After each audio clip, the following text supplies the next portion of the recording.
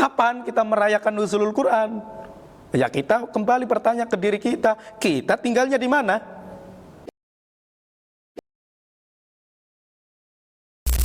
Bismillahirrahmanirrahim. Assalamualaikum warahmatullahi wabarakatuh.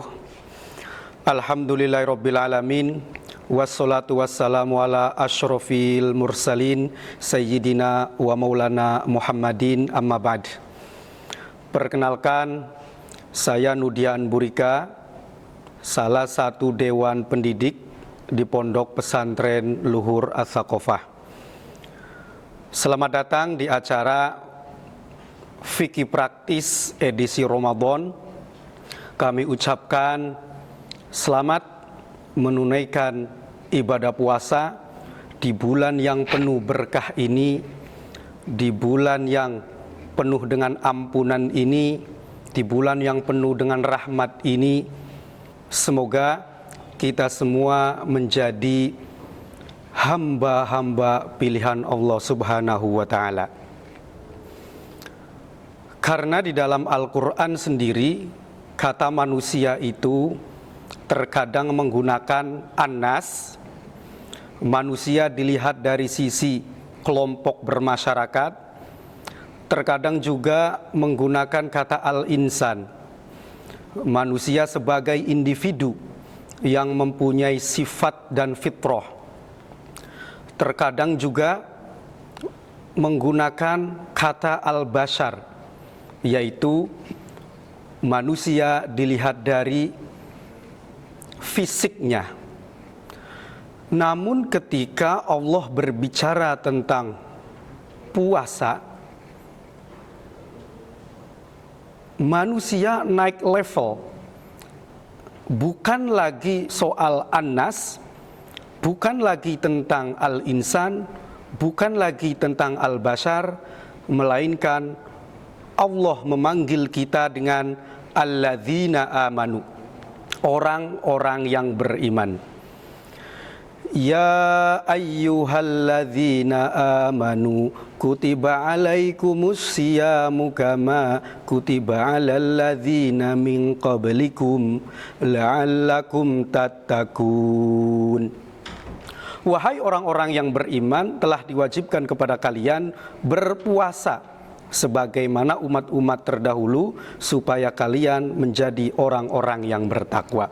Lalu bagaimana ketika kita sudah bertakwa? Lalu bagaimana ketika sudah naik level menjadi alladzina amanu, orang-orang yang beriman? Maka walladzina amanu wa amilus solihati ulaika ashabul jannah hum fiha khalidun.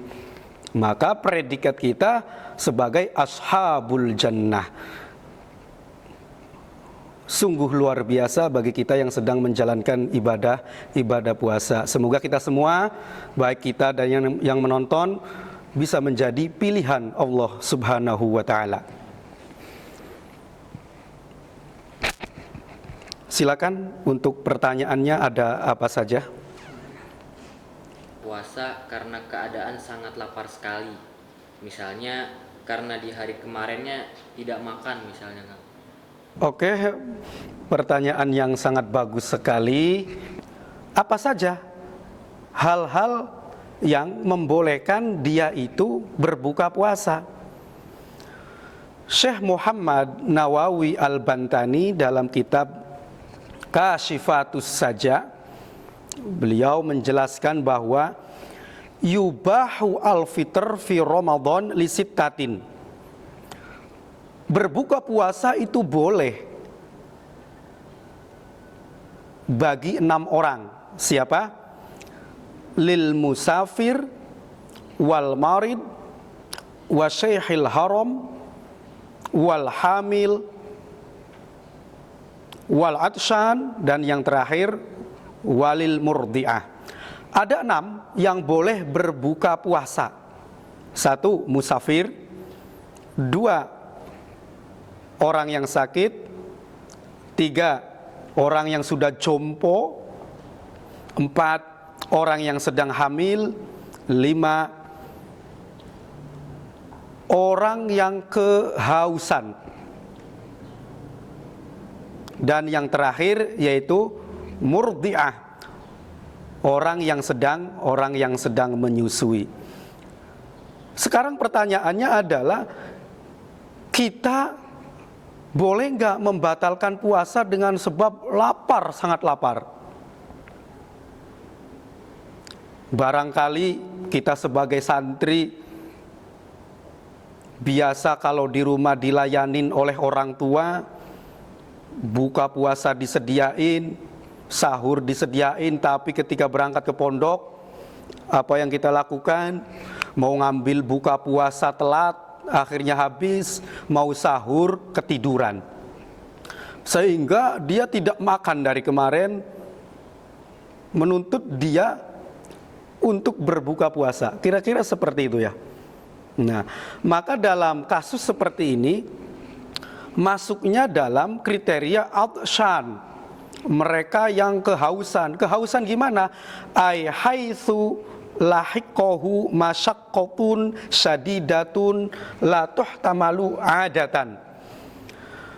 Dia yang terbebani dengan haus itu merasakan kesusahan yang sangat berat, yang tidak wajar.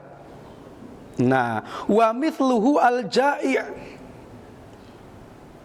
sesamanya atshan yaitu al-ja'i', orang yang sangat kelaparan. Dari penjelasan ini dapat ditarik kesimpulan bahwa kalau kasusnya seperti tadi, kita sangat kelaparan, boleh kita berbuka. Tapi ada syaratnya. Syaratnya kita takut mati umpama. Dengan sebab sangat kelaparan kita takut mati. Kalau hanya sekedar lapar biasa mah tidak boleh. Nah, dalam hal ini Imam An-Nawawi, kalau tadi Imam Nawawi, sekarang Imam An-Nawawi, ulama ahli fikih madhab Syafi'i, berkata dalam kitab Majmu'nya, qala ashabuna wa ghairuhum man ghalabahu al-ju' wal 'atash, barang siapa yang merasakan sangat lapar, yang merasakan sangat kehausan, fa khofa al-halak, kemudian dia merasa takut mati, takut meninggal, wajaba alaihi al-fitr, maka wajib baginya untuk berbuka. Walau kana sahihan muqiman liqaulihi ta'ala wala taqtulu anfusakum innallaha kana bikum rahima. Boleh kita berbuka puasa karena apa? Karena Allah sendiri berfirman, janganlah kamu membunuh diri kamu sendiri. Dengan cara apa? Ya tadi, puasa sangat kelaparan sehingga nantinya mengakibatkan dia meninggal, tidak boleh kata Allah. Innallaha kana bikum rahima. Sungguhnya Allah zat yang maha kasih sayang. Silakan gak apa-apa untuk berbuka puasa. Wala tulqu bi aidikum ilat tahlukah. Jangan jerumuskan kalian semua ke dalam kehancuran atau kebinasaan. Lalu apa yang harus kita lakukan? Wa alaihi qada'u dzalikal yaum, yaitu wajib mengqadha. Karena tadi sudah berbuka, kemudian kita wajib mengqadha. Kama yajibu alal marid. Wallahu a'lam. Itu untuk pertanyaan yang pertama. Untuk pertanyaan kedua, Kang. Ya, silakan. Apa hukum orang yang berbuka puasa karena mendengar adzan, tapi adzannya tuh belum pada waktunya, Kang? Kayak misalnya ada orang bercanda. Hukumnya gimana? Ya. Ini juga pertanyaan yang sangat menarik. Tidak dipungkiri lagi, tidak diragukan lagi, ketika kita berpuasa, waktu yang paling sangat kita tunggu-tunggu adalah berbuka puasa. Waktu yang sangat istimewa itu, menyenangkan bagi hati. Karena waktu itu adalah waktu yang sangat kita tunggu-tunggu. Biasanya kita sudah menyiapkan nasinya serta lauknya. Kita sudah menyiapkan jajanannya, cemilannya, buah-buahannya sudah berada di depan kita. Tinggal ketika azan langsung langsung makan. Itu kebiasaan kita. Namun sering terjadi human error. Apa tuh? Kadang si muadzinnya terlalu dini untuk azan, padahal belum waktunya. Atau kadang juga ada teman yang iseng, yang bercanda dengan menyalakan rekaman azan, sehingga menipu kita yang mendengarkan. Nah, ini gimana ini? Puasanya sahkah? Apa puasanya batal? Biasanya hal ini sering terjadi. Nah, tapi sebenarnya adalah yang harus kita ketahui adalah yang menjadi patokan orang itu berbuka puasa bukan azan sebenarnya. Tapi yang menjadi patokan adalah matahari tenggelam. Allah berfirman, "Wa kulu washrabu hatta yatabayyana lakumul khaytul abyadu minal khaytil aswadi minal fajr tsumma atimmus siyama ilal lail." Silakan kamu makan, silakan kamu minum sampai kapan? Sampai terlihat jelas al khaytul abyad di atas al khaytil aswad. Maksudnya adalah sampai terlihat jelas fajar. Nah, setelah itu apa yang kita lakukan? Tsumma atimmus siyam ilal lail. Ya, baru berpuasa sampai al-lail, terbenamnya matahari. Jadi patokan kita untuk berbuka sebenarnya adalah terbenamnya matahari, bukan azan. Cuma zaman sudah modern, tidak perlu kita pergi ke lapangan lihat matahari.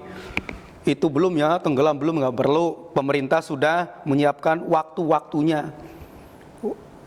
Waktu berbuka, azan maghrib, imsakiyah, dan lain sebagainya. Sudah, jadi kita tinggal melihat saja. Tuh, cuma kan kasusnya human error.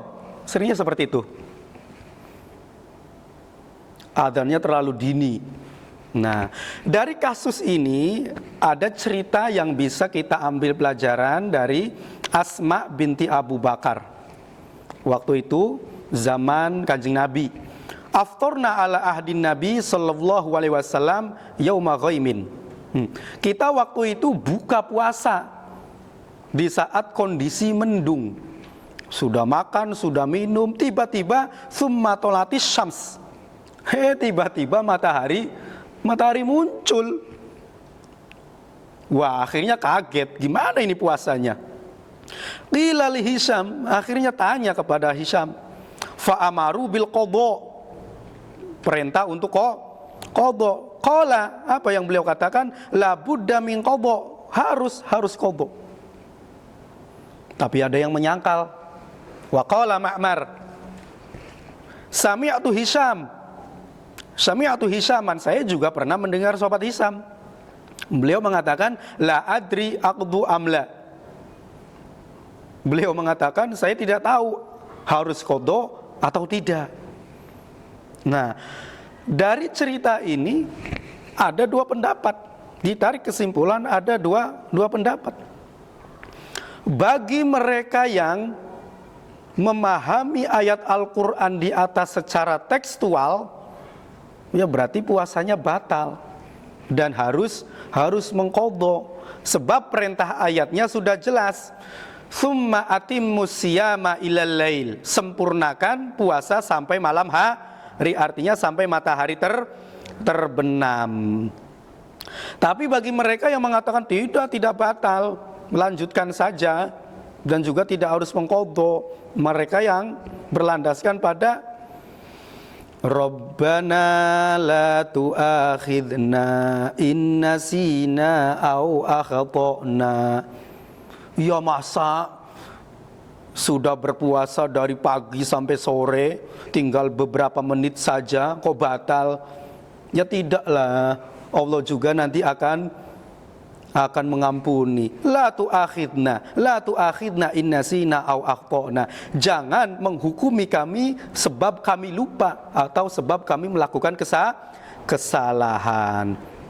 Lalu yang pendapat yang diunggulkan yang mana? Batal mengqadha atau tidak batal ya tidak qadha? Pendapat yang diunggulkan adalah tidak batal dan juga tidak mengqadha. Kenapa? Karena kita juga disunahkan untuk menyegerakan berbuka puasa. Dari kasus ini dapat kita tarik kesimpulan, tarik benang merahnya bahwa janganlah kita berbuka terlebih dahulu sebelum kita yakin, sebelum hati kita yakin bahwa matahari benar-benar tenggelam. Wallahu a'lam. Apalagi pertanyaannya? Pertanyaan yang ketiga. Ya. Kan katanya tidur di bulan Ramadan itu ibadah. Terus kalau misalnya ada orang yang tidur dari habis sahur sampai mau buka puasa, itu juga terus, itu gimana? So, mungkin ini pertanyaan dari pengalaman pribadinya ini mungkin ya, yang bertanya mungkin dia pernah merasakan hal seperti ini. Insya Allah kalau santri Sakofa semuanya rajin, bangun dari jam 3:30 sudah dikoprek, kalau malam minggu ada tahajud, dilanjut dengan tadarus, kemudian jamaah subuh. Luar biasa kalau santri Sakofa. Ini kayaknya pertanyaan netizen kayaknya ya. Iya ini. Bagaimana hukumnya? Ya jujur, kalau kita sedang berpuasa, badan kita menjadi lemes, letih, lemah, belajar juga sungkan, malas ngapa-ngapain, sehingga yang ada dalam pikirannya adalah lebih baik mending tidur enak, mempercepat waktu, memotong waktu dengan cara tidur, bangun jam 6, tinggal ambil buka puasa, nikmat mana lagi yang kau dustakan. Hukumnya bagaimana itu hukumnya? Saya akan membacakan ibaratnya dari Syekh Muhyiddin Syaraf An-Nawawi. Idza nama jami'an nahar, ketika ada orang tidur jami'an nahar sepanjang hari, dari setelah sholat subuh sampai menjelang maghrib. Lah zuhur sama asarnya kemana itu? Enggak bener ini, jangan ditiru. Idza nama jami'an nahar wa kana qad nawa minal lail sahha saumuhu. Sepanjang hari dia tidur tapi malamnya sudah berbuka tapi malamnya sudah niat, ya maka sahha saumuhu, puasanya sah. Alal madhab, menurut madhab Syafi'i. Wa bihi qala al jumhur. Nah ini juga pendapat yang didukung oleh mayoritas ulama. Jadi puasanya tetap sah. Ya tapi ada juga yang mengkritik. Wa qala Abu Thaib bin Salma wa Abu Sa'id al-Istokhri, la yasihu, tidak sah puasanya. Wa hakahu al-Bandaniji an Ibni Suraj. Ini juga diceritakan oleh al-Bandaniji dari Ibnu Suraj. Ada yang mengkritik, tidak sah. Tapi juga Imam Muhyiddin Syaraf An-Nawawi menambahkan juga dalam Al-Majmu'nya, ada redaksi lain, yuthabu ala siyamihi li'illatil madhkurah, puasanya tetap diganjar, tetap mendapatkan pahala li'illatil madhkurah, dengan alasan dia tidur dari setelah subuh sampai menjelang maghrib. Tapi kan kita sebagai manusia normal, sebagai santri yang rajin, taat beribadah, suka menabung, hidup kan tidak hanya untuk mencari tentang pahala saja. Bolehlah kita mendapatkan pahala ketika tidur seharian, tapi kan ada kewajiban lain di luar itu. Bagi kita sebagai santri, wajib belajar, wajib masuk ke kelas, wajib KBM. Bagi guru, wajib ngajar. Bagi orang tua, wajib mencari nafkah untuk menafkahi anak dan istrinya. Bagi para pedagang, wajib ke pasar. Ya kira-kira seperti itulah. Jadi jangan habiskan waktu kita hanya untuk tidur-tiduran. Mumpung di bulan puasa tidur mendapat pahala. Jangan seperti itu. Kalau untuk santri Sakofa saya percaya ya percaya sajalah. Wallahu a'lam. Ada yang lain? Silakan pertanyaan yang lain. Ya, pertanyaan selanjutnya Kang. Ini lumayan menarik Kang.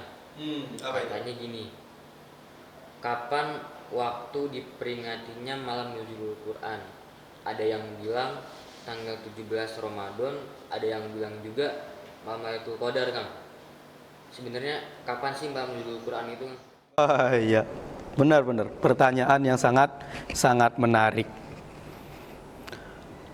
Kapan diperingati malam Nuzulul Quran? Apakah 17 Ramadan?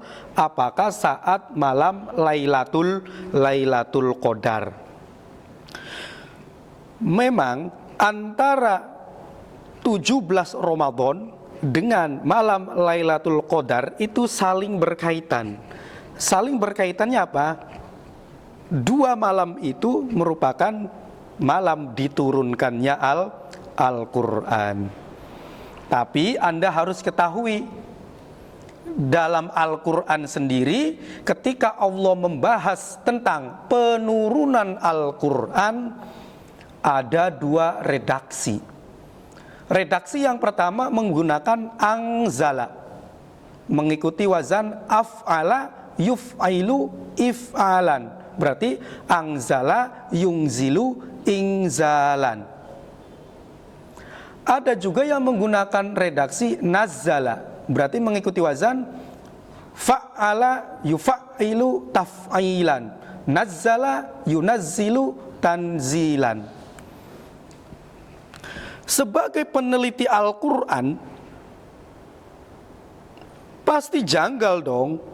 Meskipun kedua wazan itu sama-sama ta'diyah, ya tapi harusnya ada perbedaannya. Lalu apa perbedaannya? Ketika Allah menurunkan Al-Quran menggunakan redaksi angzala, itu maknanya adalah Allah menurunkan Al-Quran daf'atan wahidatan, sekaligus.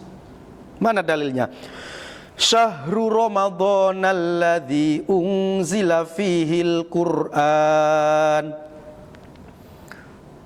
Bulan Ramadan adalah bulan diturunkannya Al-Quran. Al-Quran yang bagaimana?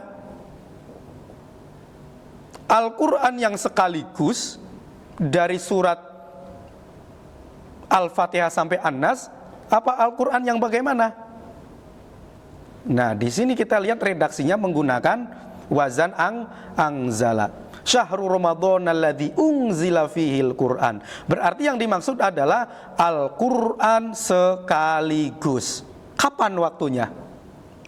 Dijelaskan lagi dalam ayat Al-Quran yang lain, ditafsiri.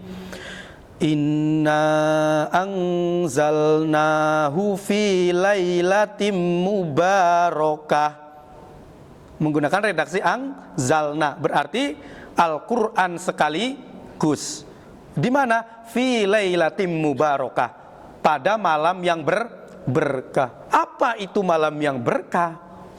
Ditafsiri lagi pada ayat yang lain. Inna anzalnahu fi lailatul qadr. Al-Quran yang diturunkan secara daf'atan wahidah sekaligus itu diturunkannya fi Lailatul Qadar, pada malam Lailatul Qadar. Dari mana? Dari Lauhul Mahfuz diturunkan di Baitul Izzah. Baitul Izzah itu tempat ibadah yang berada di langit dunia. Nah, di situ disimpan dulu di Baitul Izzah Al-Quran. Baru kemudian diturunkan secara berangsur-angsur, secara tadriji atau syai'an fa syai'an. Beda redaksinya, menggunakan nazzala yunazzilu tanzilan. Mana dalilnya? Wa amanu bima nuzzila ala Muhammad. Al-Quran yang diturunkan kepada Kanjeng Nabi Muhammad adalah Al-Quran yang diturunkan secara nuzila, menggunakan wazan fa'ala. Berarti Al-Quran yang diturunkan secara berangsur-angsur. Kapan waktunya? Ya 17 Ramadan. Dari Al-Quran di Baitul Izzah dikumpulkan, disimpan, baru malaikat Jibril membawanya ke Kanjeng Nabi Muhammad berangsur-angsur. Pertama kali yang diturunkan adalah 17 Ramadan saat Kanjeng Nabi berada di Gua Hira. Apa ayat yang diturunkan? Surat Al-Alaq ayat 1 sampai 5. Iqra bismi rabbikal ladzi khalaq, khalaqal insana min alaq, iqra wa rabbukal akram, alladzi 'allama bil qalam, 'allamal insana ma lam ya'lam. Itu Al-Quran yang diturunkan secara berangsur-angsur. Buktinya mana? Ada ayat lain menggunakan redaksi nuzila. Wa nunazzilu minal Qur'ani ma huwa shifaa wa rahmah lil mu'minin. Redaksinya nuzila, berarti Al-Quran diturunkan berangsur-angsur. Taunya dari mana? Minal Quran. Al-Quran diturunkan menggunakan nuzila minal Quran. Sebagian dari Al-Quran itu ada yang ma huwa syifa, ada yang sebagai obat. Ada juga Al-Quran sebagiannya itu fungsinya untuk rahmah. Ya contohnya saja, kalau kita ingin kaya, rizkinya banyak, apa yang kalian baca? Surat Waqiah, bukan Al-Quran secara penuh, tapi hanya surat Al-Waqiah. Kalau kita ingin punya anak ganteng seperti Nabi Yusuf, ya maka yang kita baca adalah surat Yusuf, bukan Al-Quran secara global, secara keseluruhan. Kalau kita ingin mendoakan orang yang sudah meninggal, ya baca surat Yasin. Gitu, kira-kira seperti itu. Jadi Al-Quran itu penurunannya, prosesnya ada dua. Ada daf'atan wahidah sekaligus ada syai'an fa syai'an, berangsur-angsur. Jadi kapan kita merayakan nuzulul Quran? Ya kita kembali bertanya ke diri kita tinggalnya di mana? Tinggalnya di bumi. Malaikat Jibril menurunkan Al-Quran dari Baitul Izzah ke Kanjeng Nabi Muhammad, yang waktu itu Kanjeng Nabi Muhammad sedang berada di Mekah. Berarti yang 17 Ramadan. Kita merayakan nuzul Quran 17 Ramadan. Berarti 17 Ramadan adalah tanda diturunkannya Al-Quran secara berangsur-angsur dari Baitul Izzah kepada Kanjeng Nabi yang sedang berada di bumi, yaitu Mekah. Sedangkan Lailatul Qadar adalah tanda diturunkannya Al-Quran daf'atan wahidah dari Lauhul Mahfuz ke Baitul Izzah. Ya, nanti kita di tahun ini 2025 kalau ingin merayakan nuzulul Quran, ya berarti nanti di 17 Ramadan yang bertepatan dengan 17 Maret 2025. Wallahu a'lam. Sudah ya? Ya, mungkin itu saja dari saya. Semoga apa yang telah saya sampaikan memberikan manfaat kepada kalian semua. Syukron wa dumtum fil khairi wal barakati wan najah. Wallahul muwaffiq ila aqwamit thoriq. Wassalamualaikum warahmatullahi wabarakatuh.